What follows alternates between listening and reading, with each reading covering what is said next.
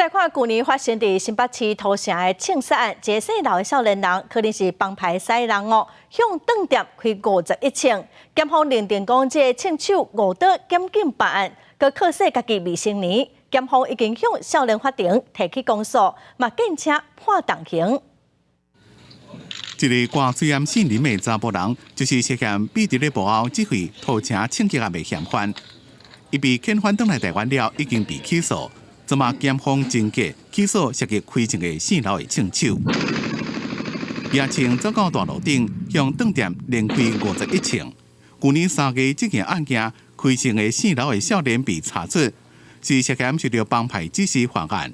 检方认定，伊毋若是误导侦办的方向，更加考试讲伊未成年的身份藐视刑责，建请法官重当量刑。刘姓少年涉犯恐吓、参与犯罪组织、非法持有非制式冲锋枪、非法持有子弹等罪，依法提起公诉。